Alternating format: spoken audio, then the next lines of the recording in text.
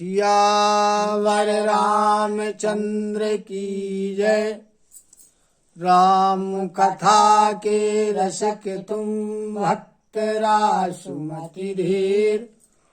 आई सुआसन करिय प्रभु तेज पुंज कपिवीर। लखन सिया रामचंद्र की जय। कल का जो प्रसंग था उसमें जब भगवान राम और सुमंत्र जी वहां पहुंचे कैकई के कोप भवन में, तो वहां राजा दशरथ जी मूर्छित पड़े हुए थे। लेकिन जब ये लोग पहुंचते हैं उसी समय राजा दशरथ जी की मूर्छा हटती है और उन्होंने करवट लिया। तब मंत्री सुमंत्र ने बताया कि भगवान राम आए हैं। तो धैर्य धारण किया दशरथ जी ने और अपने नेत्रों को खोला। सचिव सुमंत्र ने उन्हें संभाल करके बिठाला। भगवान राम को उन्होंने चरण स्पर्श करते हुए राजा दशरथ जी ने देखा तो बड़े व्याकुल हुए। भगवान राम को बार बार हृदय से लगा रहे हैं और रामचंद्र जी को एकटक देख रहे। नेत्रों से अश्रु धारा बह रही है। शोक से विवश हैं, अतः कुछ कह नहीं पा रहे हैं। बार बार भगवान राम को हृदय से लगाते हैं और विधाता से ये मनाते हैं मन ही मन कि रघुनाथ जी वनवास न जाए। फिर श्री शिव जी का निहोरा करते हैं, उनसे विनय करते हैं। कहते हैं कि आप आशुतोष हैं और ढरदानी हैं, मनचाहा वर देने वाले हैं, सबके हृदय के आप प्रेरक हैं।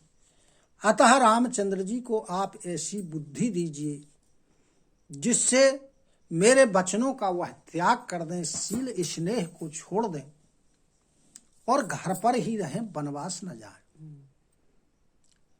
चाहे संसार में अपयश हो, सारा यश नष्ट हो जाए, मैं नरक में जाऊं या स्वर्ग में जाऊं, सब दुख मुझे सहवाइए, लेकिन भगवान राम मेरे नेत्रों से ओझल ना हो। इस प्रकार राजा दशरथ जी मन ही मन शिव जी को मना रहे। अब भगवान राम ने देखा कि पिताजी प्रेम के बस में हैं और माता कैकई फिर कुछ कहने वाले, अतः समय को देखते हुए बड़ी विनीत वाणी में भगवान राम कहते हैं कि हे पिताजी, मैं कुछ कह रहा हूं, अतः ढिठाई कर रहा हूं और लड़कपन जान करके क्षमा करना। भगवान राम ने कहा कि हे पिताजी, आपने छोटी सी बात के लिए बड़ा दुख प्राप्त किया है, पहले मुझे कोई बता देता और मैंने आपकी जब यह दशा देखी तब माता जी से पूछा और कहने लगे कि हे पिताजी, इस मंगल के समय में स्नेह का त्याग करिए और सोच करना छोड़ दीजिए और मुझे वनवास जाने की प्रसन्न चित्त से आज्ञा दीजिए। कहने लगे, उसका जन्म धन्य है जिसका चरित्र सुन करके पिता परम आनंदित हो, जिसको माता पिता प्राणों के समान प्रिय होते हैं, उसके लिए चारों पदार्थ धर्म अर्थ काम मोक्ष ये उसकी मुट्ठी में रहते। इसलिए मैं आपकी आज्ञा का पालन करके जन्म का फल प्राप्त करते हुए और अवधि पूरी होने पर लौट आऊंगा और मैं माता से विदा लेने जा रहा हूं और फिर से आपके पास आऊंगा, आपके चरणों का स्पर्श करके वन को चला जाऊंगा। ऐसा कहते हुए रामचंद्र जी कौशल्या जी के पास के लिए चल देते। राजा शोक में विवश थे, अतः कुछ कह नहीं सके। यह बात इतनी जल्दी सारे नगर में फैल गई, जिस प्रकार बिच्छू थोड़ा काट देती है तो पूरे शरीर में क्षण भर में उसका विष फैल जाता। जब यह बात नगर के निवासियों ने सुनी, तब सभी स्त्री और पुरुष व्याकुल हो गए। जो जहां सुनता है वहीं सिर पीटने लगता है और विषाद बड़ा है, इसलिए धैर्य नहीं बंध रहा है।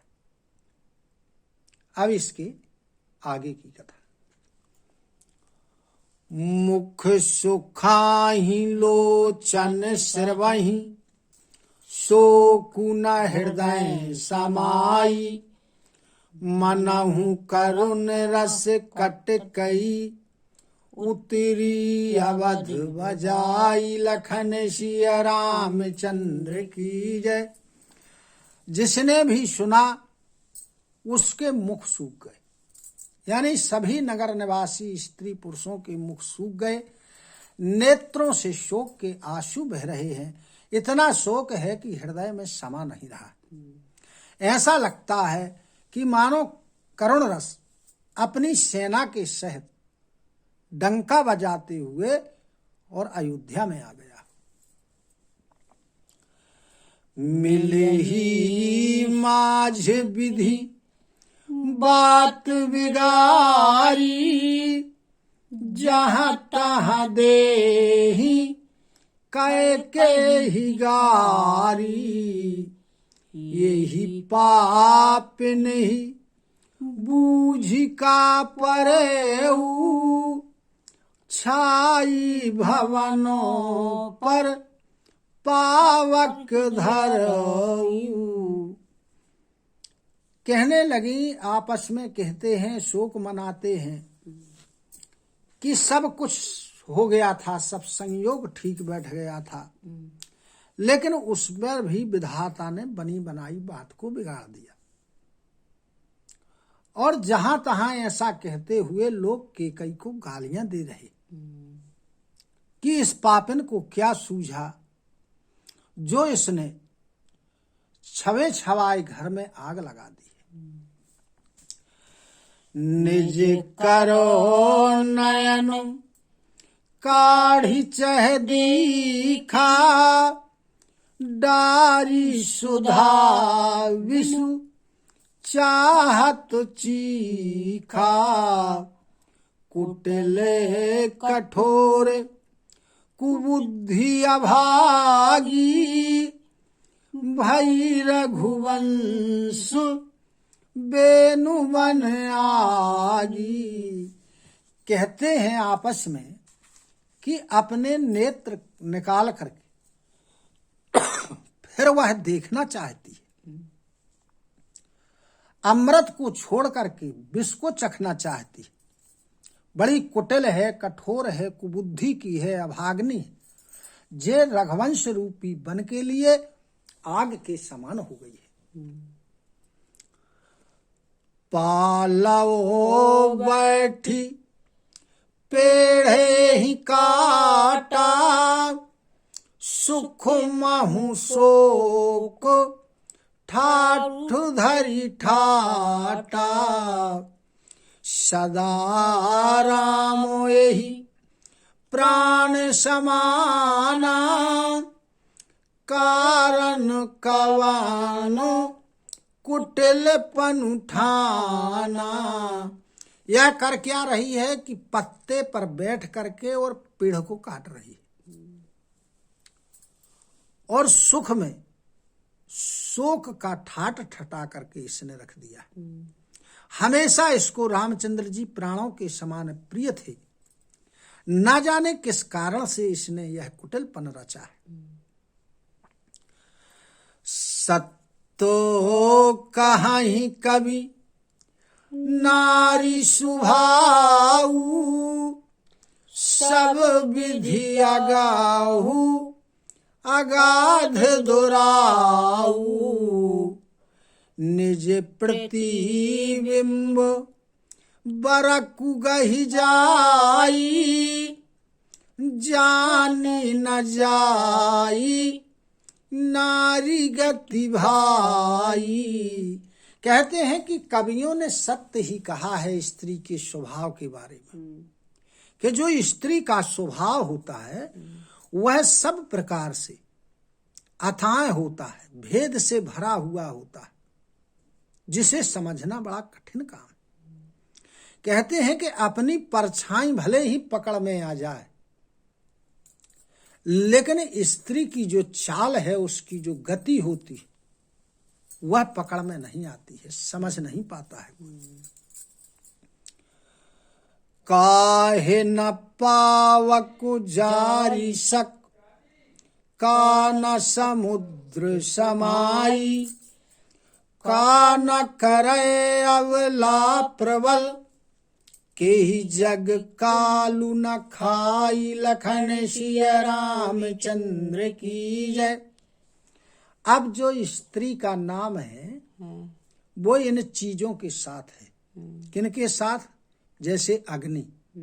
बोले अग्नि में सूखा, गीला, कच्चा, पका जो कुछ भी डाल दो वो सबको जला देती है, उसका स्वभाव है जलाना। इसी प्रकार समुद्र है, उसमें चाहे जो डाल दो सब समा जाता है। और जो काल होता है, इस संसार में काल सबको खा लेता है। इसी प्रकार जो स्त्री होती है, ऐसा कोई भी काम नहीं है जो स्त्री कर न सके। का सुनाए विधि काहे सुनावा, का दिखाय चह काहे दिखावा, एके कहीं भल भूप न कीन्हा, बरु विचारी नहीं कुमतहि दीन्हा। कहते हैं कि विधाता ने क्या सुनाया, अब क्या सुना रहा है। पहले युवराज पद का सुना, क्या दिखा करके अब विधाता क्या दिखा रहा है। कोई कहता है उसमें से कि राजा दशरथ जी ने ठीक नहीं किया। अरे इस कुबुद्धि को जो वरदान देना था वो विचार करके तो देते।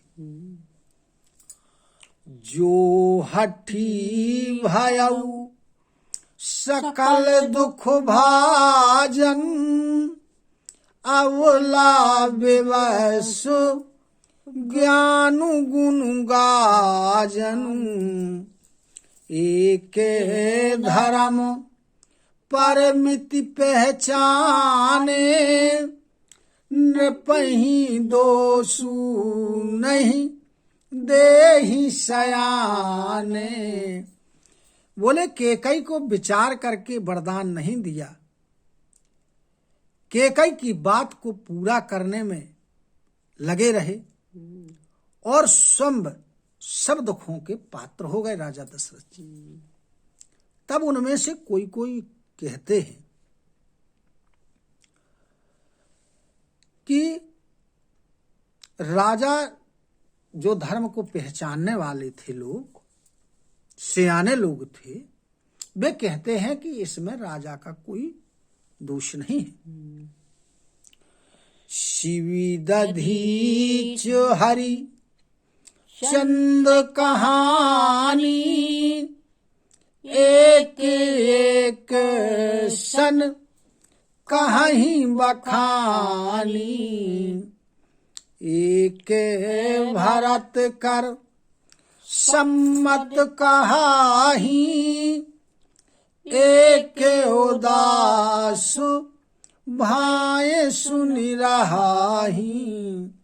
अब क्या करते हैं स्त्री पुरुष के आपस में? राजा शिवी और दधीच और हरिश्चंद्र, इनकी कहानियां एक दूसरे को सुनाते हैं।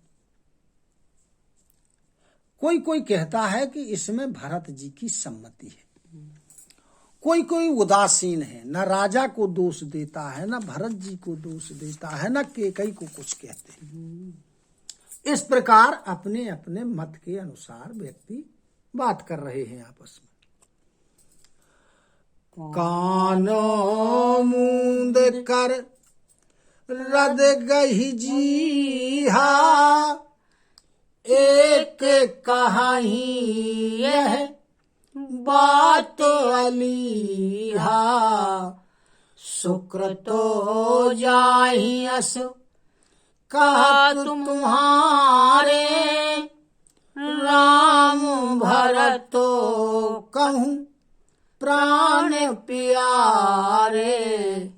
अब क्या होता है कि जब कहा कि इसमें भरत जी की सम्मति है, तो कुछ लोगों ने क्या किया कि अपने हाथों से अपने कानों को बंद कर लिया और जीभ को दांतों के तले दबा लिया, और फिर कहते हैं कि यह बात झूठ है।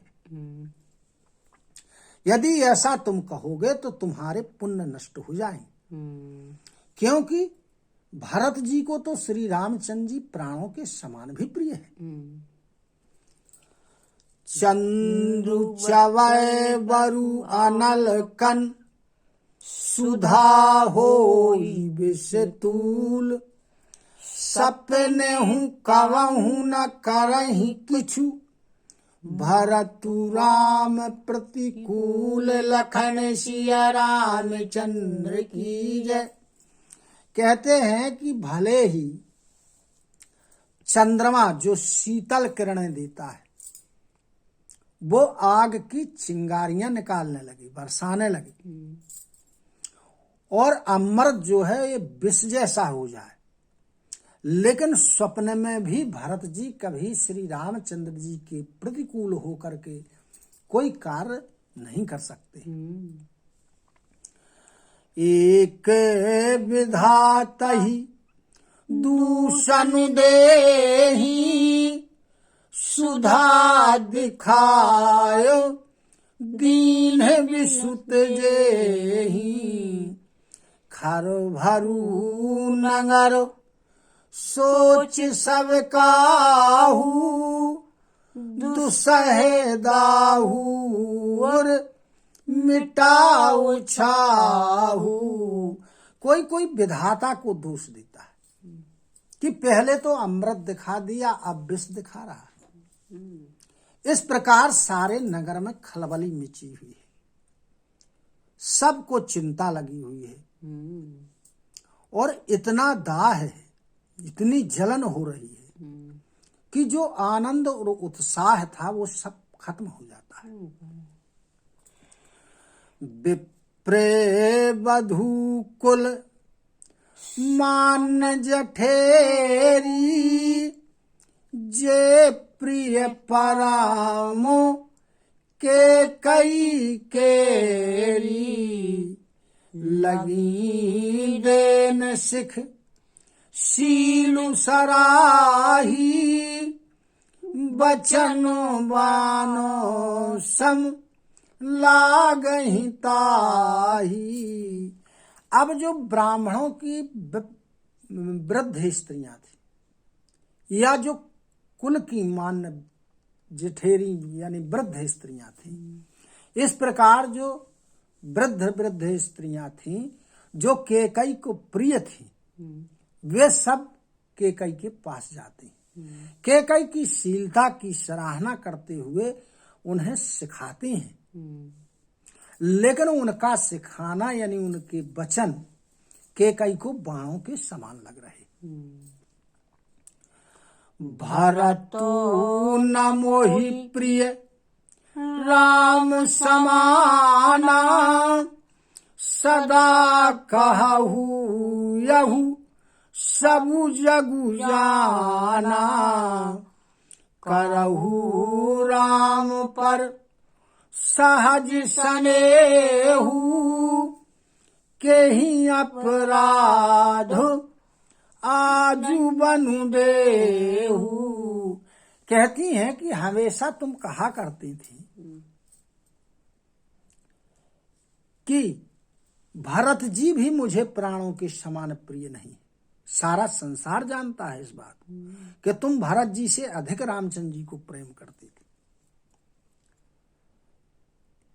और श्री रामचंद्र जी तुम्हारे ऊपर स्वाभाविक रूप से प्रेम करते थे, लेकिन ऐसा कौन सा अपराध हो गया जो आज तुम रामचंद्र जी को वनवास दे रही हो?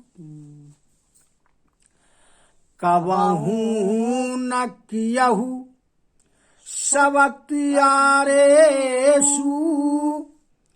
प्रीति प्रतीति जान सबु देशु कौशल्याय अब काहे बिगारा तुम्हें जेहि लागी वज्रपुर पारा। तुमने कभी भी सौतों से सौतिया डाह नहीं किया है। सारा देश तुम लोगों के प्रेम और विश्वास को जानता है, लेकिन अब कौशल्या ने तुम्हारा क्या बिगाड़ दिया है जिसके कारण तुमने सारे नगर पर बेच गिरा दिया। सीय की पिय संग पर हरि लखनु की रही है धाम राजू की भूं जब भरतपुर नृप की यही बिनु राम लखन सिय रामचंद्र की जय। अब वो स्त्रियां समझाती हैं कैकेयी जी को कि क्या सीता जी अपने पति रामचंद्र जी को छोड़ देंगी, यानी क्या घर पर रहेंगी, उनके साथ नहीं चली जाएंगी? क्या लक्ष्मण जी रामचंद्र जी के बिना घर में रह सकेंगे? क्या भरत जी रामचंद्र जी के बिना अयोध्यापुरी का राज्य करेंगे? और क्या भगवान राम के बिना राजा दशरथ जी जीवित रह सकेंगे? यानी उनके कहने का मतलब है कि यदि रामचंद्र जी वनवास जाते हैं तो सीता जी और लक्ष्मण जी भी साथ चले जाएंगे और भगवान राम के बिना दशरथ जी की मृत्यु हो जाएगी। यानी इतना सब कुछ वो बता रही हैं कैकेयी को, लेकिन कैकेयी के समझ में बात नहीं आती। बोलो सियावर रामचंद्र की जय। कथा विसर्जन होते है सुनहु वीर हनुमान। जो जन यहाँ से आए हो सो तहाँ करऊ बयान। ता सब आश्रम गए शंभु गए कैलाश। रामायण मम हृदय में सदा करहु तुम वास। लखन सिय रामचंद्र की जय। उमापति महादेव की जय। पवन सुत हनुमान की जय। गुरु गोविंद की जय हो। जय जय सीताराम जय जय राधे श्याम। नमः पार्वती पते हर हर हर महादेव।